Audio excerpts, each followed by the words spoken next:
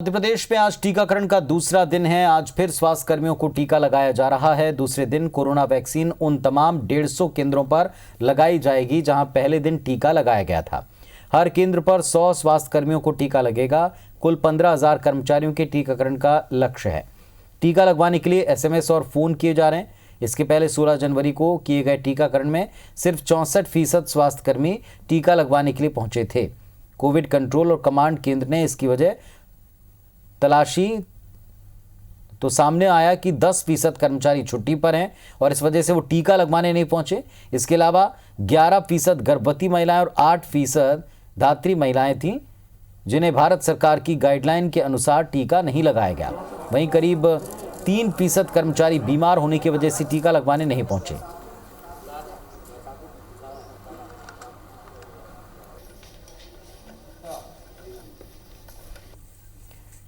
वहीं रायपुर में भी वैक्सीनेशन का दूसरा दौर हो रहा है। पहले दिन 5,592 लोगों को इंजेक्शन मिला, टीका लगा। तकरीबन 200 लोगों में हल्का साइड इफेक्ट दिखा। आज 1 बजे तक 31% टीकाकरण पूरा हुआ है। स्वास्थ्य मंत्री TS सिंहदेव का बयान है, ये सिम्टम्स आएंगे लेकिन हॉस्पिटलाइजेशन की ज़रूरत नहीं है। ग्रामीण क्षेत्रों में ज़्यादा जागरूकता देखने को मिल रही है। पढ़े लिखे लोगों में वैक्सीनेशन को लेकर कहीं ज़्यादा भ्रम है।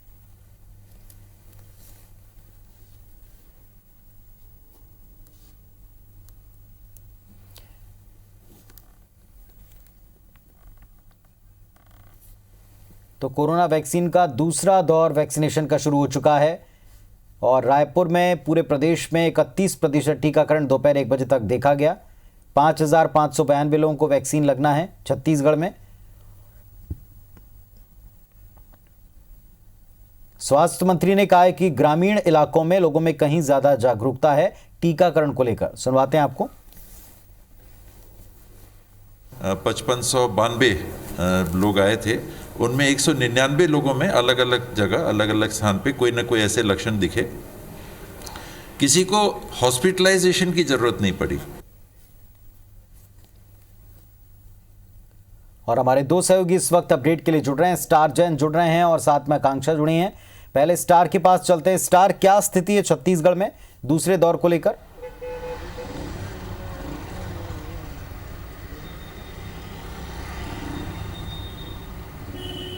छत्तीसगढ़ में टीकाकरण का अभियान लगातार जारी है। आज दूसरा दिन है।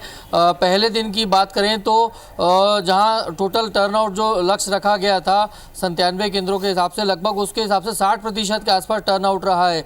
और आज दूसरे दिन की 1 बजे तक की स्थिति की बात करें तो 31% टर्नआउट रहा है। परसेंटेज लो के पीछे जो स्वास्थ्य मंत्री से जो बातचीत हुई उनका मुताबिक कि ग्रामीण क्षेत्रों, खासकर नक्सल क्षेत्रों और ग्रामीण क्षेत्रों में ज़बरदस्त रिस्पांस मिला है। वहाँ पर टर्नआउट परसेंट काफ़ी ज़्यादा है। शहरी क्षेत्रों में थोड़ा सी कम है। उसके पीछे वजह जो उन्होंने बताई कि शहरी क्षेत्रों में जो ज़्यादा पढ़े लिखे लोग हैं, कहीं ना कहीं ज़्यादा जानकारियाँ होने की वजह से अलग अलग प्रकार की इन्फॉर्मेशन उन तक पहुँच रही है। तो कुछ लोग कन्फ्यूजन की स्थिति में हैं जिस वजह से टीका लगाने नहीं पहुँचे। लेकिन उन्होंने संकेत दिया कि ज़्यादातर लोग छुट्टी में हैं या फिर दूसरी व्यस्तता के कारण वो इंजेक्शंस लगाने नहीं पहुँचे।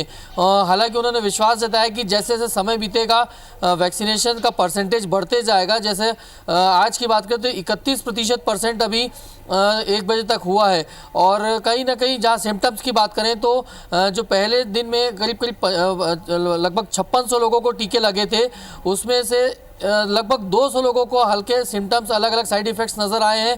किसी को इंजेक्शन की जगह पे पेन है या हल्की बुखार है, इस तरीके की, और ऐसी एक्सपेक्टेशंस थी यहाँ।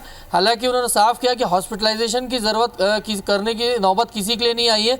ये राहत बड़ी बात है। लेकिन फ़िलहाल ऑब्जर्वेशंस में रखा जाएगा और जो पहला हफ्ता है उसमें टीकाकरण का लगभग 97 केंद्र जो निर्धारित किए गए हैं वहीं पर ही टीकाकरण किए जाएंगे।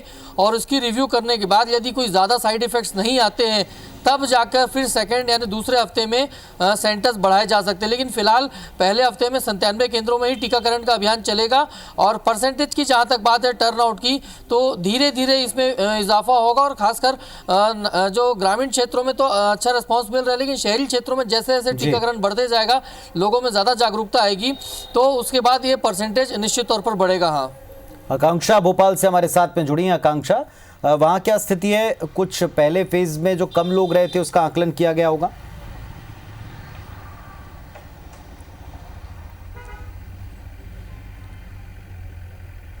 बिल्कुल पुनीत, देखिए इस समय भारत में विश्व का सबसे बड़ा टीकाकरण अभियान चल रहा है और अगर मध्य प्रदेश की बात करें तो मध्य प्रदेश में इस टीकाकरण अभियान में 5 लाख से ज़्यादा लोग जो कोरोना वॉरियर्स हैं, जो फ्रंट लाइन वॉरियर्स हैं, वो उनको पहले फेज़ में डोज लगना है। अगर हम पहले दिन के अभियान की बात करें तो 16 जनवरी से अभियान शुरू हुआ था और पहले दिन टीकाकरण करवाने के लिए लगभग 64% लोग पहुंचे, जो कि एक अनुमान से काफ़ी कम थे। इसमें जब कंट्रोल रूम यानी जो स्वास्थ्य विभाग ने अपना कंट्रोल रूम बनाया, उसने जब ये देखा कि आखिर इतने कम लोग क्यों पहुंचे, तो उसमें पता लगा कि 10% ऐसे लोग थे उसमें जो इस समय छुट्टी पर हैं।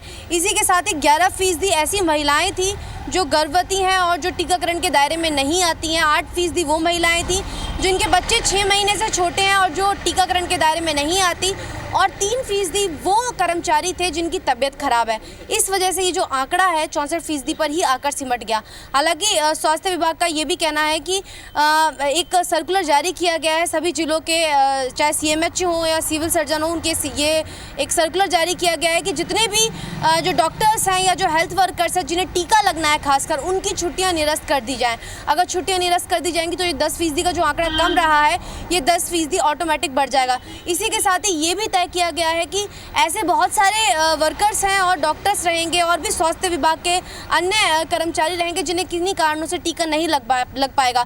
तो पहले फेज़ का जब टीकाकरण खत्म हो जाएगा तो उनके लिए एक अलग दिन मुकर्रर किया जाएगा जिस दिन उन्हें टीका लगाया जाएगा। इसी के साथ ही अगर हम टीकाकरण की रूपरेखा देखें तो पहले फेज़ में देखिए, यानी पहले हफ्ते में मध्य प्रदेश में लगभग 55,000 लोगों को टीका लगना है। इसी के साथ ही दूसरे हफ्ते में भी 55 से 54,000 लोगों को टीका लगना है और उसके बाद 28 दिन बाद टीके का दूसरा डोज लगेगा। तो ऐसे कुल मिलाकर अगर हम देखें तो 5 लाख से ज़्यादा हेल्थ वर्कर्स को मध्य प्रदेश में फर्स्ट फेज़ में टीका लगेगा, जिसके लिए लगभग 5 लाख से ज़्यादा जो डोज हैं वो आकर तैयार की गई हैं। तो कुल मिलाकर देखें तैयारियां पूरी हैं। लोगों के मन में थोड़ी सी शंकाएं हैं।